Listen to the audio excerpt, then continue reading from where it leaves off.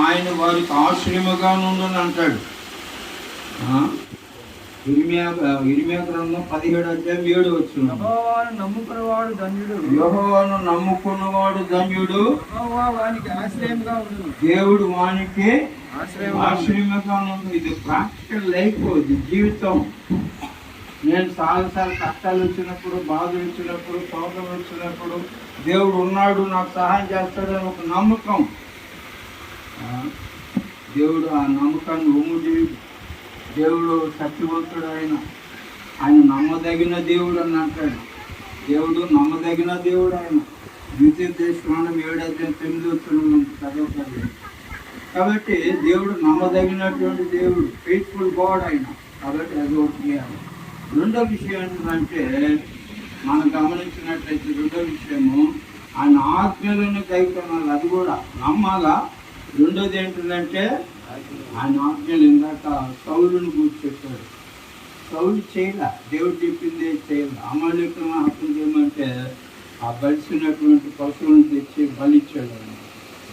ఎప్పుడైనా కానీ దేవుడు ఏమైతే చెప్తాడు, ఆరాధనకు రమ్మంటే పోవాల్సింది, పరిచర్య చేయాలంటే పరిచర్య చేయాల్సింది.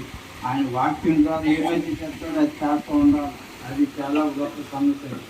ద్వితీయోపదేశకాండము 10:13 మనం గమనిస్తే అదే చెప్తాడు. ద్వితీయోపదేశకాండము 10:12 మనం గమనిస్తే, కాబట్టి ఇశ్రాయేలు నీ దేవుడైన యెహోవాకు భయపడి ఆయన మార్గములన్నింటిలో నడుచుచు ఆయన్ను ప్రేమించి దేవుడైన యెహోవాను దేవుడైనటువంటి యెహోవాని పూర్ణ మనసుతోను నీ పూర్ణ మనసుతోను పూర్ణ ఆత్మతోను సేవించి నీ మేలు కొరకు నేను నీకు ఆజ్ఞాపించు యెహోవా ఆజ్ఞలను యొక్క ఆజ్ఞలను కట్టడలను అనుసరించి నడుచుకొందునను కాక నీ దేవుడైన యెహోవా మరి ఏమి అడుగుతున్నాడు? నిన్ను ఏం అడుగుతున్నాడు? మీ ఆస్తులను అడుగుతాడా?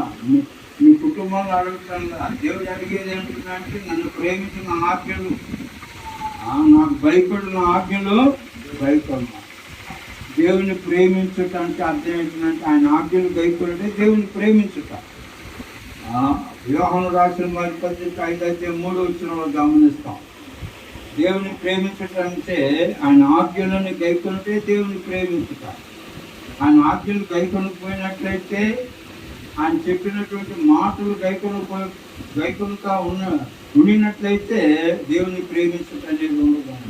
కాబట్టి